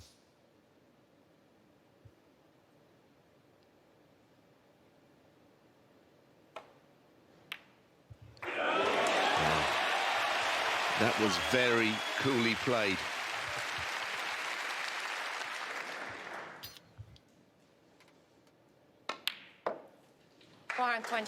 So a match where he was nowhere, looking like going 5-0 down to that man. He made the clearance. He made the 92 in the last, and this now is turning into a very memorable frame indeed. No one has made more than one maximum in this tournament. There's only been 3 in 50 years. Ding made 3 balls to go. Yes, he's just not quite as straight as he'd like to be. He's got to use a cushion here. Wow, that is okay. That is fine. He's not behind it, but he'll be settling for this.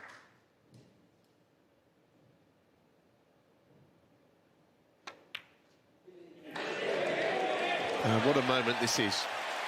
Unbelievable. Ding Junhui needs the black. It will be his 2nd maximum break in the Masters. Wonderful. What a break. The crowd on their feet here at Alexandra Palace. Warm congratulations from Ronnie O'Sullivan. It's such a rare break in this tournament. There's only been 4, and now that man, Ding Junhui, has made 2 of them.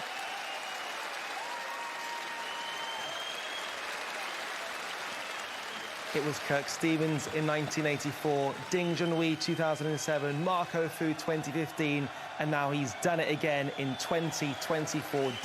The 4th ever 147 match. Frame 8. Ronnie O'Sullivan to break. Well, everyone's settling down after that extraordinary frame of snooker. The maximum from Ding has brought this match truly to life now. What a break, Neil. Oh, fabulous. They always are, but there's something very special about one here, and also just the way that Ding Junhui's cue ball is under such tight control. That man would have appreciated it. He might not have particularly enjoyed the moment because it was against him. But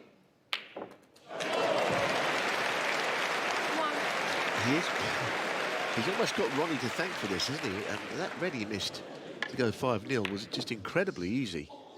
And it's completely changed this match. You know, you talk about a shot turning a game, never more than what we've seen so far. Yes, suddenly it's almost 300 points without reply. There you go, 296.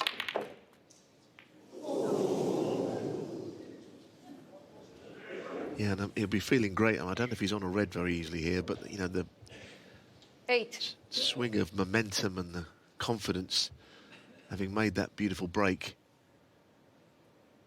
must be feeling good. But this is a tough red. He could hit the other one on the way through. Well, it was never there, was it? It was never there.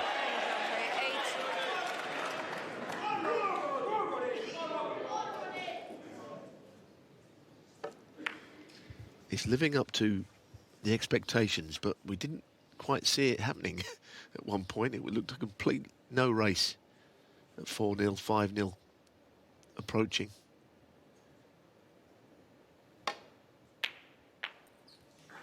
One.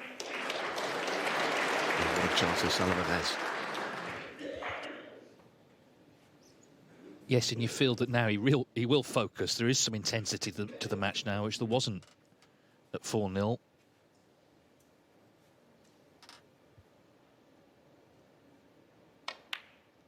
just on the prize money for the maximum. It's 15,000 high break prize, but if Ding were to make another maximum in either this Masters tournament or the World Championship, he would get a bonus of 147,000. 9. That's a new prize that's been instituted this year. So the Crucible, if he pots a couple of red blacks, that one might be on his mind.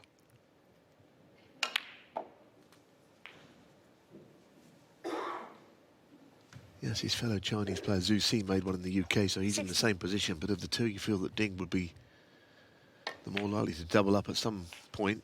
Anyway, 17. The 147 was wonderful, but this match is balling up quite beautifully. Oh, that's a fantastic shot. Almost that sixth sense of cue ball off the bunch. He knew exactly what he was trying to do.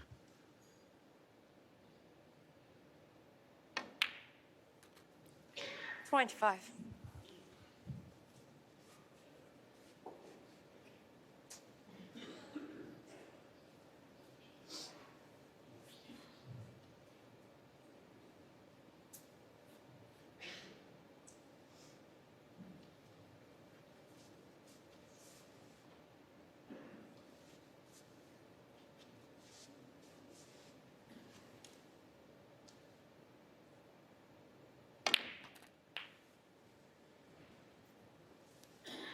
No, he didn't like it, did he? The angle on the black he was not pleased with. And we can see why now, because he's not on a red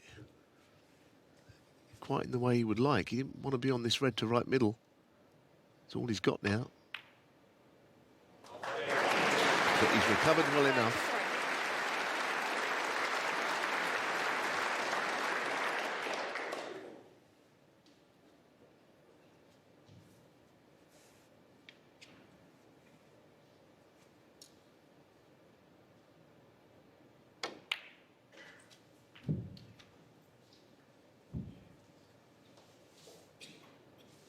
$38.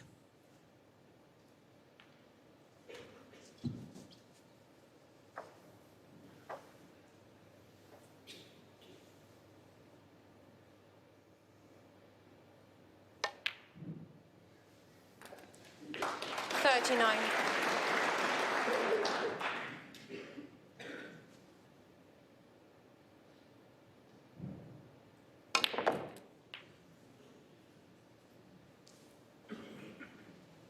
We have to put a lot of pace into that, and the cue ball jumped up in the air quite a lot, and it lost a little bit of its sort of pace, really, around the angles.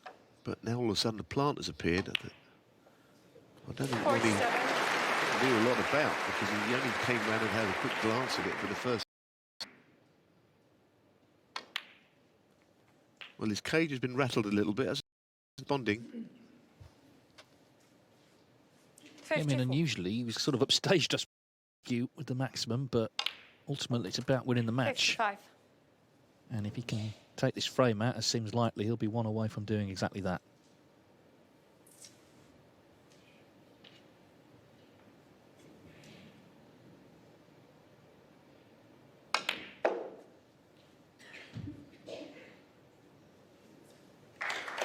Yeah, came past the red, so 52 in front. 60. A couple more reds needed for 5-3. 61. Ding was in, wasn't he? He had the chance, missed the red to left corner.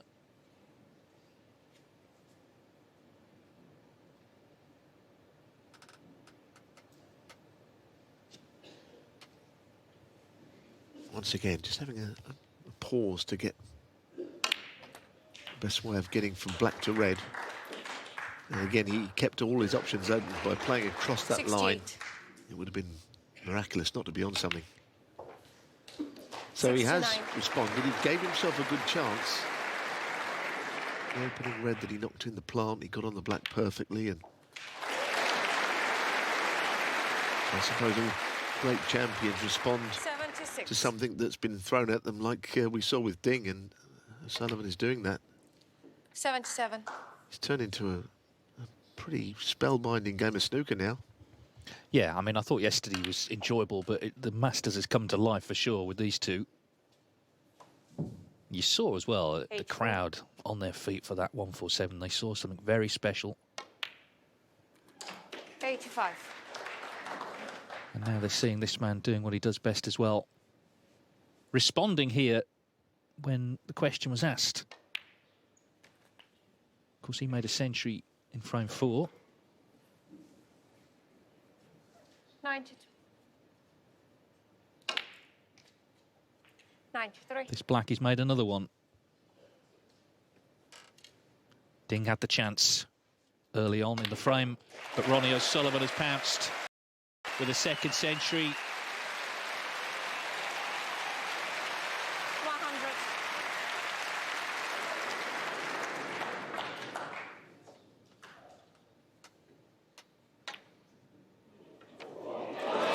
And he's still going. 101. Yeah, I mean, I don't know the answer to this, but I wonder how many times after 147 the person who sat it out has made a century in the very next frame. There's obviously someone that might be able to find that out for us, but it takes some doing, doesn't it, you know, to sit out all of that and then come back with one of 100 break of your own, especially in a match of this importance. 109. Well, Monday afternoons in January are supposed to be sort of cold, drab affairs, aren't they? What about this here, the spectacle these two put on this afternoon? 116.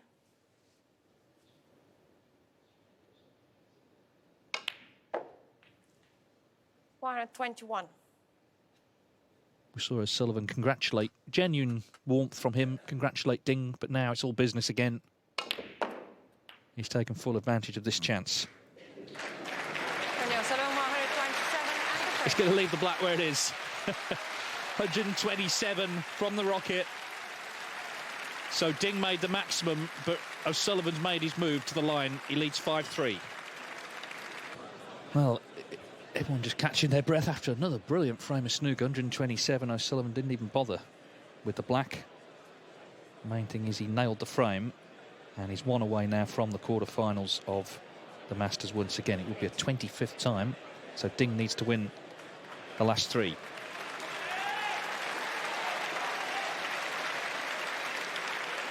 Thank you. Frame 9. Ding Junhui to break. I can answer your question, Neil, actually, that when Kirk Stevens made his maximum in 84, Jimmy made a century in the next frame, and when Ding made his in 2007, Anthony Hamilton made one in the next frame then as well. Wow, no, that's good knowledge on your part and a great effort from the people that did it.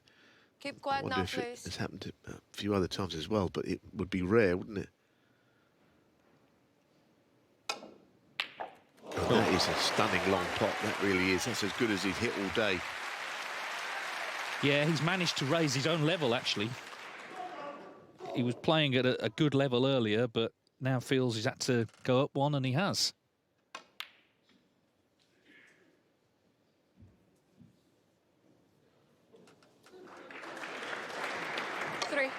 Here it is again from the overhead. You could see the red was quite some distance away from the pocket.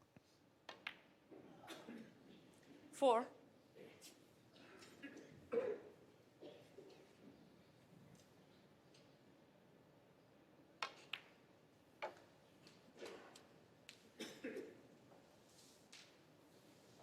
$9. 10.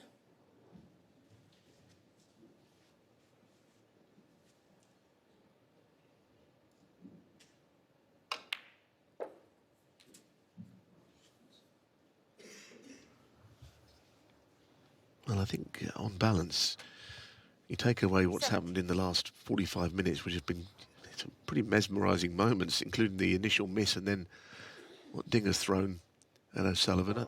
I'd like to think that Ronnie's played well today. I wasn't sure from the first 2 frames whether he was, but he's played pretty well, and it's been a terrific afternoon of snooker, and it might not be over yet, but this chance on the back,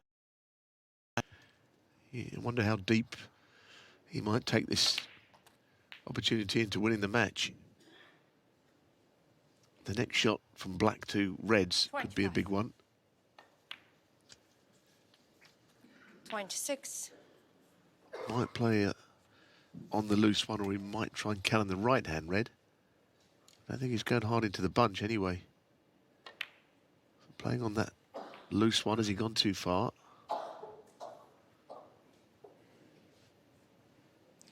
33. That's fairly tight, that. 34. Just led to him falling a bit out of position here when we know how well he does control the cue ball. This is not great for getting to a red.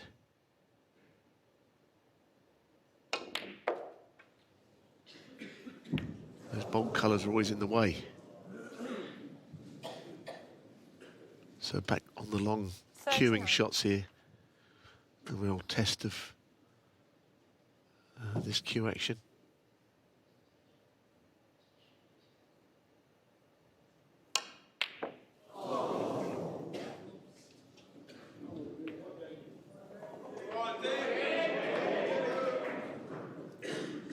Ronnie O'Sullivan, 39.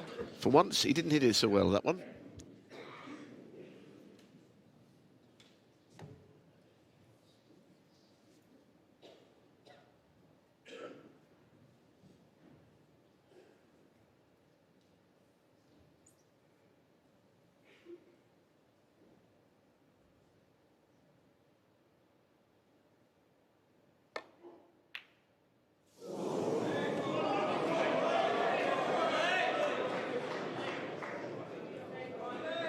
If there's any consolation about missing what that's a fairly surprising one, he appears to have got out.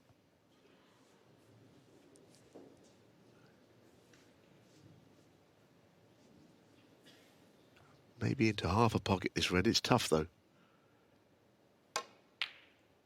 That's a marvellous shot. That is a marvellous shot because he didn't have a full pocket to aim at.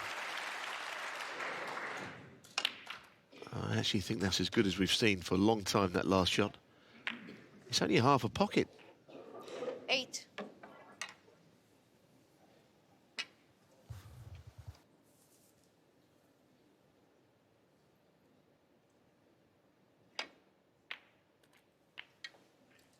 Well, he's such a star, Ronnie O'Sullivan, that even when his opponent does something amazing, somehow the spotlight still shifts back onto him. Of course, that's through his great play. So this is his chance then to get over the line. He's already got a good lead in this frame. 16. Memorable afternoon for Ding, but it looks like he won't be playing any further part in the Masters unless there's a late twist. 17. Crowd already sort of celebrating. He's not quite there yet.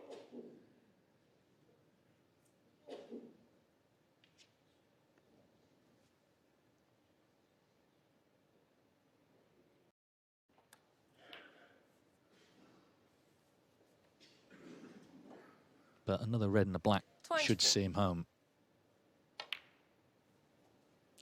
25. And by reaching the quarterfinals, he will be guaranteed to have earned now over 2 million from the Masters alone. Not only that, though, he's playing the sort of snooker that suggests an 8th title could well happen at the weekend. He responded well. Ding hit back in grand style. We'll all remember the maximum. He was 4-0 down, of course. That came in frame 7.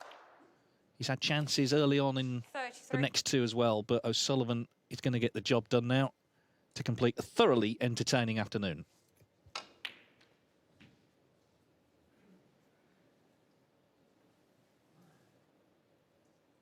$39. 40.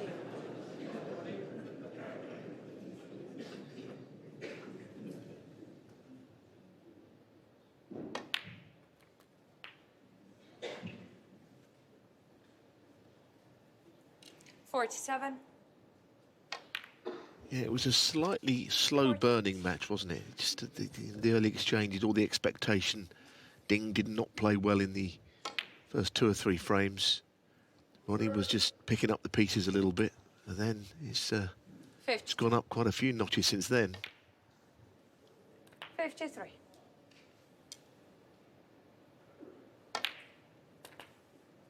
Well, he did it in York. He got to 8 UK titles. Ronnie O'Sullivan, of course, 60. beat Ding in that final.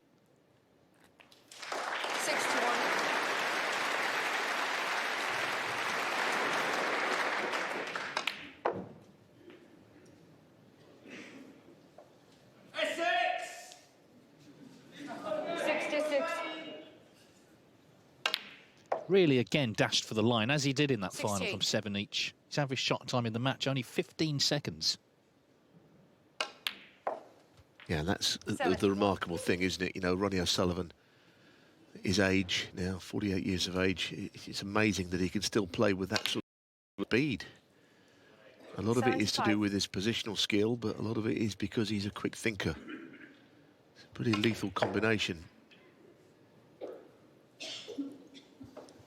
Neil Robertson or Barry Hawkins next.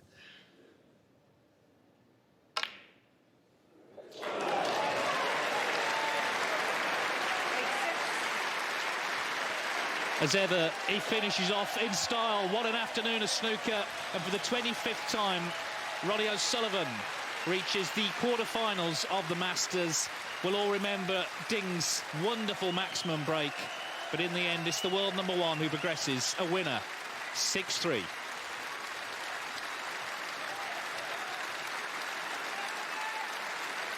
And we're going to hear from Ronnie O'Sullivan talking to Rob Walker.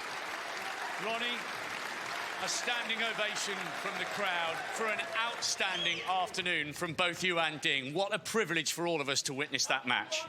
Yeah, no, unbelievable 147 from Ding. I knew he was going to make it from about the second or third red. You know, his positional play is so good, and you know, he just wasn't out of position once. What a magnificent play, you know, and great break. And yeah, I was pleased to, you know, get over the line in the end. And a wonderful response from you, not just in the sporting gesture, but in the following frame, a wonderful century to just stop that Ding momentum. Yeah, no, listen, I just tried, you know, I just tried. My cueing is really not great, so I'm trying. I'm not sure they agree. No, I mean, I was just trying to manufacture stuff out there. It was just all sort of, but I done what I tried. You know, there's nothing more you can do, is there? You know, and sometimes, you know, I was just anyway. I don't even know what to say, to be honest. Just leave your talking to the table. Ronnie O'Sullivan through to a 25th Masters quarter-final. What a player, what a match. Now just 3 wins away from achieving his unthinkable 8th Masters title. But there are 10 other players in the hunt to possibly get to the final and lift the trophy themselves. Kicking off this evening, and the action just keeps continuing. Box office players